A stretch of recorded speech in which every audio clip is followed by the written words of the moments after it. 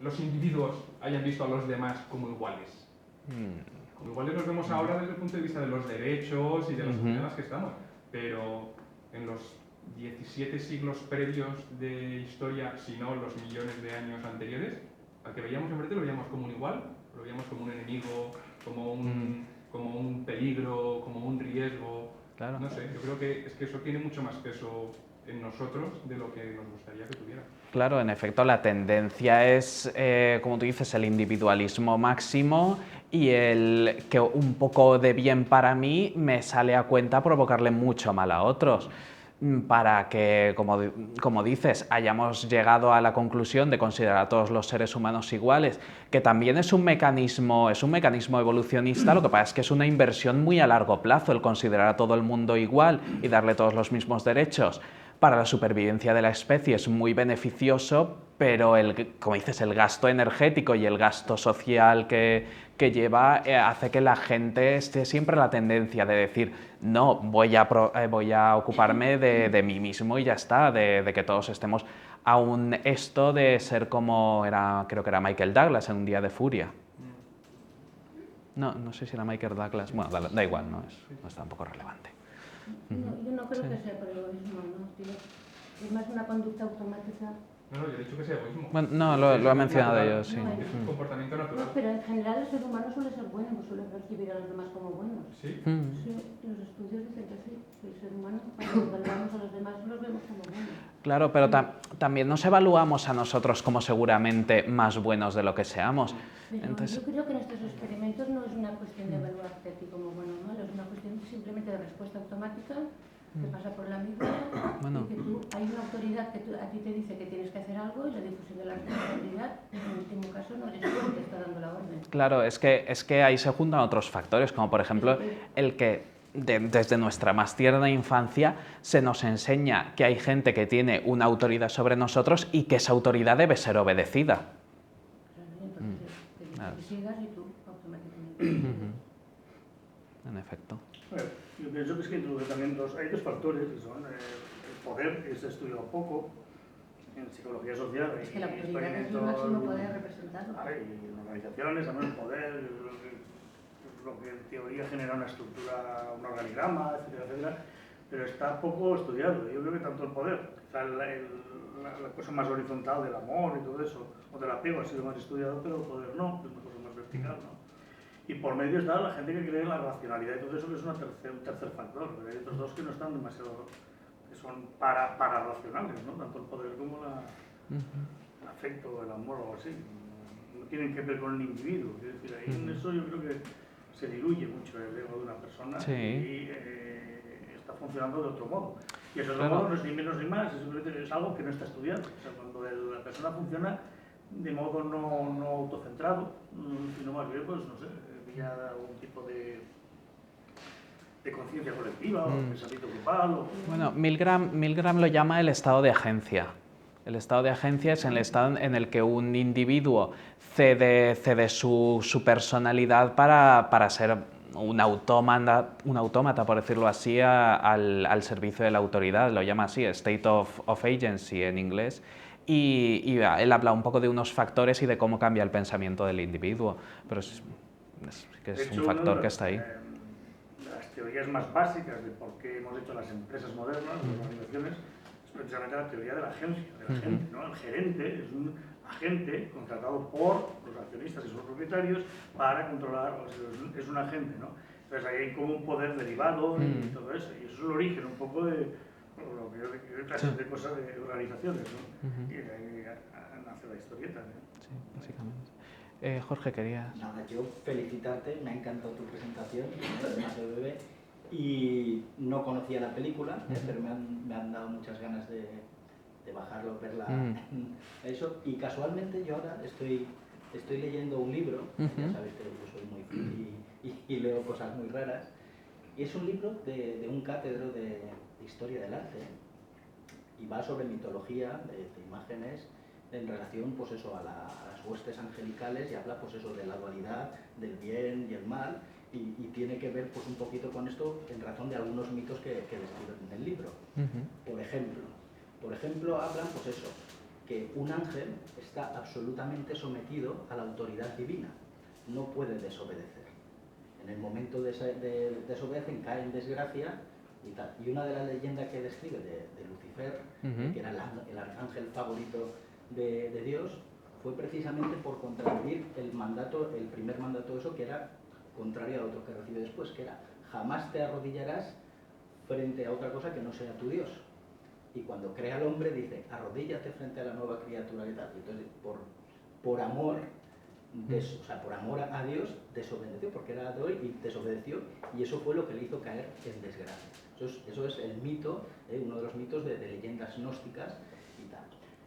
Y luego también aparece el tema del holocausto. El tema del holocausto no es una cosa de los nazis, eso es un rito ancestral judío, hebreo, que lo que ponía precisamente era un imperativo de una fuerza superior que le hacía pues sacrificar un carnero, un cordero, desangrándolo primero y luego purificándolo en el fuego. Los quemaba eso para que el humo ascendiera y se vinculara y eso le pudiera llegar. Esa era la orden, no solamente con carneros, sino eso también está en las cosas bíblicas con el mito de, pues eso, del hijo de Isaac, que le ordena a Abraham que mate a su primogénito, al hijo. Y es muy curioso, pues por eso, porque no sabía la película, pero estoy casualmente leyendo cosas de esas que va muy bien, ¿no? Digamos, la influencia de eso, de la autoridad, de la orden, de quién es, quién representa o quién imaginamos y qué connotaciones le damos a esa autoridad, que es un ente también muy difuso y muy abstracto. Claro, llegamos al extremo de que se prepara la carne tal como nos dice la autoridad divina que debemos preparar la carne. La película no ha sido distribuida en España, salvo en Netflix, creo que está, si alguno lo tiene contratado, si no hay que tirar de internet para bajarla. ¿Sí? Sí, yo agradecerte la presentación también y por colaborar en el debate un poco. Claro, aquí se está planteando que a lo mejor en todo esto tiene que ver intereses, el individualismo, nuestra parte más primitiva, animal.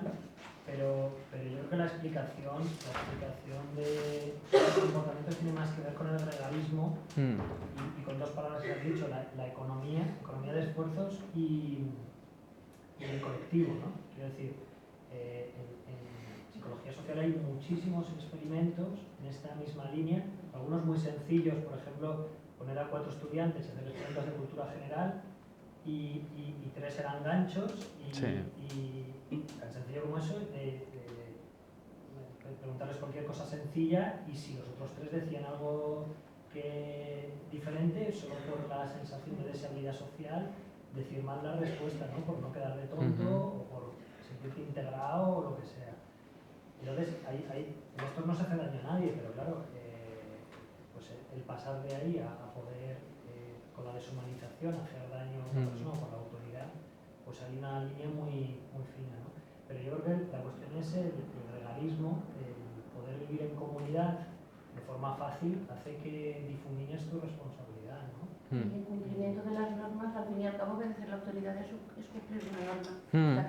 Y cumplir una norma es motivo de sanción. En efecto. El individuo sigue el mandato de la autoridad para no ser sancionado. De ahí... Sí. No. No, quiero decir que no es que uno obedezca autoridad, es que lo ve así. Es que lo ve. Los experimentos de Ash, los de Ash, los de las rayitas y todo eso son más longitudes, ¿no? Yo creo que uno no hace no está haciendo un proceso racional de decisión, voy a decir esto, pero en realidad yo digo otra cosa. Lo final es que tú llegas a dudar de tu propia No, tú te lo crees descaradamente y al final dices, sí, esa raya es más grande que la otra, pero no lo es. Creo que no es una decisión racional. Sí, la conozco. Sí. Bueno, de ahí un poco también lo que hablabas de que lo que se nos ha enseñado, que la desobediencia conlleva sanción, es también importante que nos paremos y veamos si en este caso nuestra desobediencia va a conllevar sanción. En el experimento de Milgram, la desobediencia no conllevaba sanción, se le daba una compensación económica y se explicitaba que aunque pararan antes, la compensación económica era suya. Simplemente es, pues, ya tenemos tan programado que no debemos desobedecer. Claro, y la muestra de el reflejo de autoridad es simplemente la data que llevaba el experimentador, no llevaba nada más. Simplemente una gatita, como la que lleváis vosotros aquí. Simplemente, pero No, simplemente tan lo digo con sencilla, ironía, lo digo con sí, ironía. tan sencilla y tan importante en Claro. algunos casos que llevemos la bata. Y los colores de las batas y Sergei, demás. ¿tú has dado alguna orden estas últimas semanas? La verdad es que mientras la iba preparando me lo iba cuestionando. Sí, yo creo que he dado alguna orden. Lo digo porque en tu presentación me ha generado más dudas que respuestas, y en ese sentido me parece como si solo hubieras contado la mitad de la parte de la moneda, ¿no? Es decir,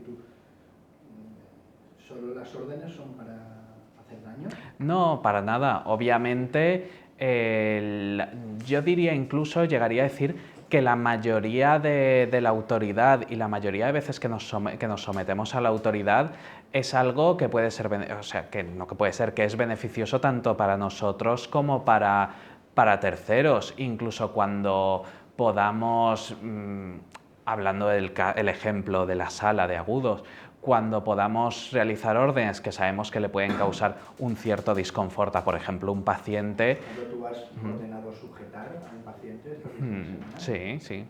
Y es algo que no he hecho digamos, no me ha causado conflicto moral porque, en mi opinión, que igual otra persona, incluso otro psiquiatra, podía estar tener la opinión contraria a la mía, en esa situación era lo más beneficioso tanto para el paciente como para la seguridad de la gente de alrededor. La presentación sí que es cierto que el mensaje un poco final que pueda llevar es que debemos cuestionar a toda la autoridad cuanto no desobedecerla sistemáticamente, pero obviamente no es el mensaje que debemos llevarnos de esto. Y esta pregunta te la hago esperando que respondieras más o menos así, en el sentido de que tú piensas que los sistemas neurobiológicos que nos permiten o nos dificultan el seguir órdenes son diferentes, si la orden es buena o es mala. Yo diría que en principio no. Por eso digo la importancia de que nos paremos y que nos reflexionemos. Volviendo al caso de la sujeción, realmente yo, por lo menos, cuando ordeno una sujeción o cuando, digamos, el adjunto de una guardia te dice, pues di que sujeten a esta persona, llama a seguridad y tal, siempre tienes la cosa porque una sujeción, tú entiendes lo que conlleva, es una sensación desagradable, el paciente lo va a pasar mal, se crea una situación que a todo el mundo desearía evitar. Pero es necesario. ¿Tú crees que todo el mundo desearía evitar? A ver, ¿Podríamos llegar a integrar de alguna manera o permitir que nuestro sistema cerebral, ya que eres el que tienes que tomar la decisión y tienes que ser la autoridad, tuviera de alguna manera establecido esos conocimientos o criterios? Lo digo porque también están los protocolos. No, lo que quería decir es que yo prefiero evitar las sujeciones en la medida de lo posible, pero considero que hay situaciones en las que no es posible evitar una sujeción.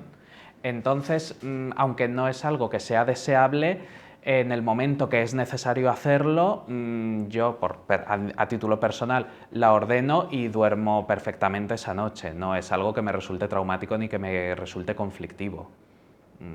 Y en el caso, bueno, hablo de las sujeciones por poner un ejemplo, como podríamos estar hablando pues, de los protocolos mismo. Yo creo que es importante, si creemos que algo no está bien, cuestionarlo, pero tampoco, si llegamos a la conclusión de que una acción que pueda resultar un poco desagradable, el resultado va a ser globalmente beneficioso, no tenemos por qué evitar esa acción.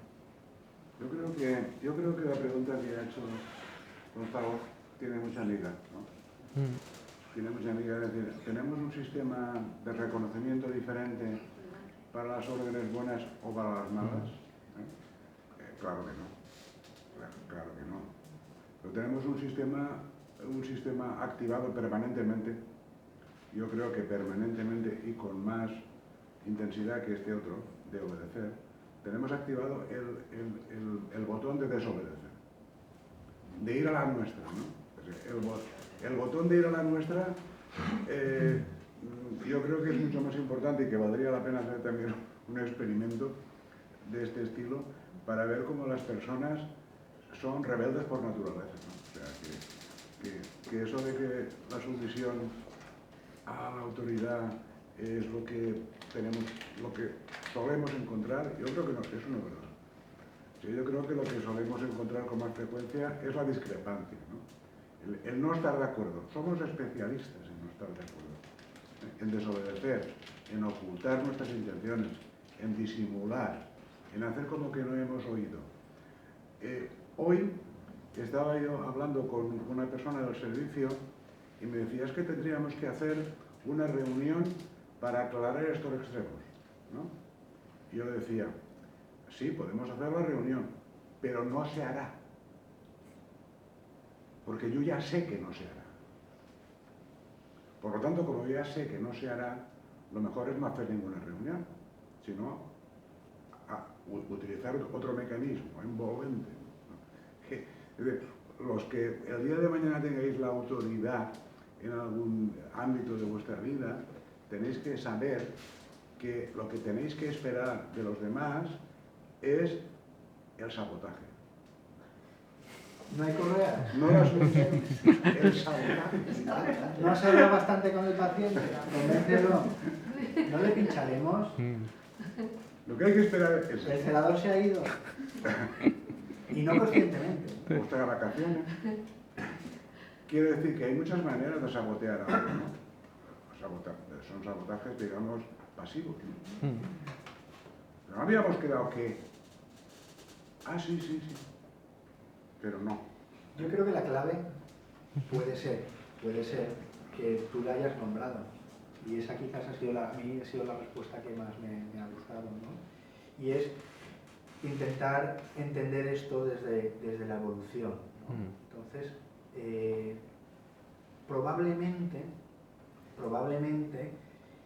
la toma de decisiones y la economía a la hora del coste-beneficio esté en todo esto, y tú que sabes esto en qué parte del cerebro está, ¿no? ¿Dónde está la respuesta psicológica? ¿Dónde está esa mezcla entre lo que pienso, ¿no? Voy a ver el beneficio, este paciente, tal, sí. Y luego esos refuerzos positivos, negativos, el castigo, sí. Eso, ¿en qué parte del cerebro está? Sistema límbico. Pues casualmente no tenemos en esa parte del cerebro o en los genes que determinan esa parte del cerebro, curiosamente, genes neandertales. Estuviste Es decir, yo no creo que en realidad los seres humanos seamos ahorradores. Esa es mi opinión, ¿vale? Es decir, yo creo que en realidad nos hacemos unos cábalas mentales cognitivas de y si yo hago esto y si hago lo otro y cómo me siento, empiezo a fantasear si hago esto, a ver cómo me siento, ostras, me van a castigar, pues no, encima no voy a ser parte del cuerpo. Es decir, todas esas variables que has resumido de una forma muy clara, ¿no? En tu presentación las tenemos ahí trabajando todas, y que sí, que evidentemente hay veces que hacemos clac y decimos, déjate llevar, ¿no? Flow. Déjate llevar a lo mejor por las emociones, ¿no? O déjate llevar por la autoridad, ¿no? Y en ese sentido, probablemente, pues bueno, yo creo que los seres humanos, algo que tenemos diferente a los neandertales, o que nos ha ayudado a ser adaptativos y a tener mucho éxito en este mundo, es esto, ¿no? Este juego con la autoridad, porque al fin y al cabo acaba siendo un juego dentro de nuestro cerebro que gasta mucha energía, y que nos hace sobrevivir, ¿no? Porque eso de que has dicho tú, ¿no? Desde tu juventud, de que todos los derechos, ¿no? Llevarlo al mundo de los derechos, que todos los seres humanos tengamos derechos y entonces vivamos más, no te sé yo decir, si sería así, Bueno, evolutivamente, ¿no? Porque claro, sí, si todos somos iguales y tal, y no hay mutaciones, y no hay selección y tal, no, y todos no, tenemos derecho a popular y todo. No me refería. No sé, Dejando al margen de si copular es un derecho o un privilegio, era un poco más en el sentido de que se supone que si nos preocupamos más por la especie humana, porque toda la especie pueda nutrirse, pueda reproducirse, tenga un periodo de vida alargado, etc., se supone que el principio biológico básico, que es comer, que mi especie se coma todo lo que pueda, que mi especie se reproduzca todo lo que pueda, nos sería más fácil. Ahí ya entraríamos en temas un poco más complicados, un poco hablando de la sostenibilidad de este sistema y todo esto, pero bueno, yo creo que el hecho o sea, la ilustración y la cosa de todos los seres humanos son iguales y tienen los mismos derechos, sale con esa perspectiva, con la perspectiva de que es beneficioso para todo, para el sistema global y acaba siendo beneficioso para el individuo. Es algo debatible, obviamente, pero yo creo que sale de ahí. Matías. Yo, por seguir aportando aspectos al debate,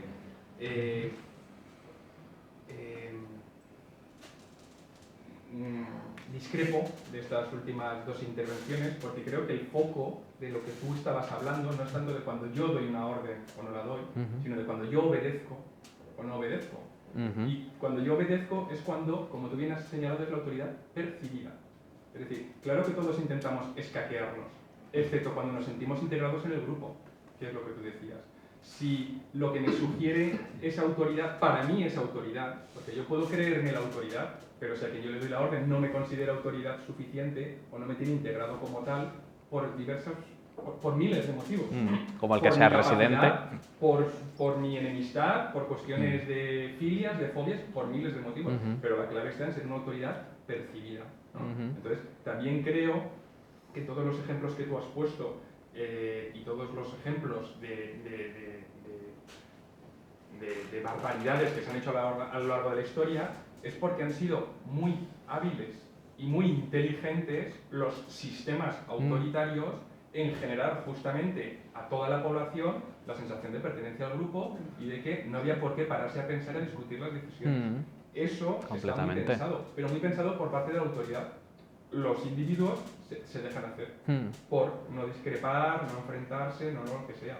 Pero es que la buena autoridad pues lleva un esfuerzo. Que te perciban como una autoridad a la cual hay que hacerle caso, no surge la mayoría de las veces de manera natural. Los discursos están preparados, las poses están preparadas, las actitudes, y preparadas me refiero desde, no solo desde un punto de vista negativo, sino desde un punto de vista positivo. Es decir, por qué a alguien se le hace caso o no se le hace caso depende a nivel de todos los sentidos, de presidentes de Estado, de jefes de empresas, de no sé qué, pues depende de haber cultivado posiblemente ciertas habilidades o ciertas estrategias para que los demás le obedezcan, ¿no? Como sistema. ¿Tú tienes un problema con la autoridad? Yo diría que en principio no. Ya digo, es que la... Si tengo un problema con la autoridad, si intento decírselo a esa autoridad. ¿Seguro? Sí. Con la autoridad judicial. No, en serio, no, en ese sentido no tengo ningún problema. Un aspecto muy importante es, claro, de lo que somos conscientes y de lo que no somos conscientes. Sí, porque, ya te digo. Porque muchas veces simplemente lo que haces es dedicarle menos tiempo al que da órdenes. ¿Sabes? Y entonces te caen menos órdenes. Simplemente es una cuestión a veces de tiempo o de espacio, ¿no? Y a veces, sin darnos cuenta, justo nos olvidamos donde está la resistencia, ¿no? De decir, yo, por ejemplo, quiero llevar más esta línea porque me siento mejor con mi forma de pensar y de sentir, y entonces sin darnos cuenta pues te agregas, ¿no? Te agregas a una filosofía dentro de la psiquiatría o dentro del ejercicio de la medicina. Eso, y con esto termino mi intervención, hay quien lo maneja con el tema de los porcentajes del médico, ¿no?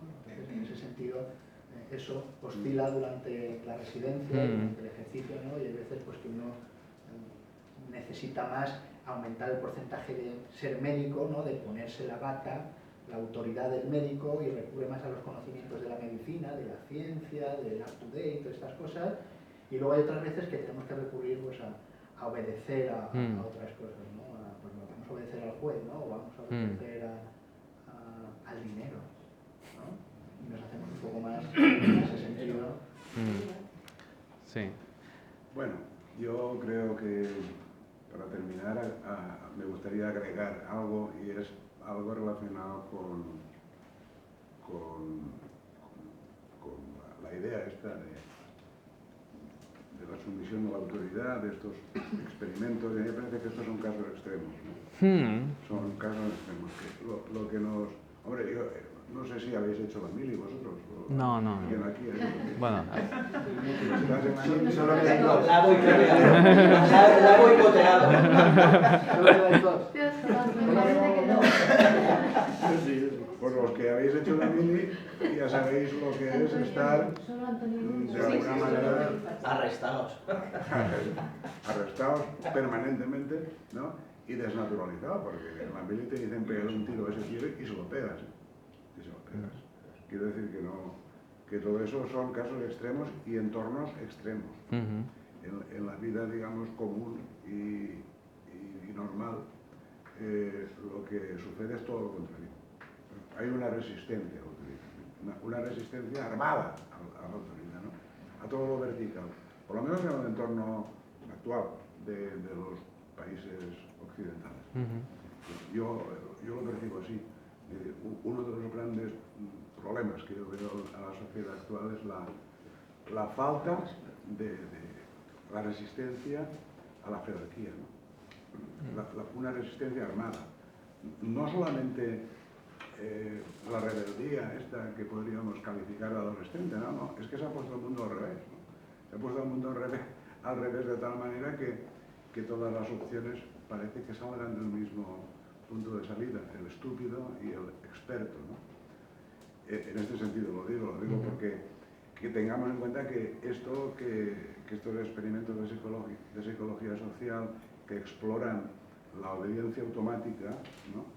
Pues son experimentos extremos que no nos están contando toda la verdad. Te agradezco mucho tu intervención y te emplazo para cuando termines tu residencia, si es que todavía estoy por aquí, y si no, vendré, pues que nos hables del Hombre de los Lobos. Por mí ningún problema.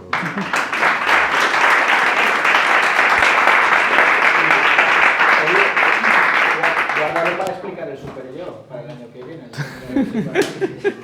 La segunda tópica. El super yo.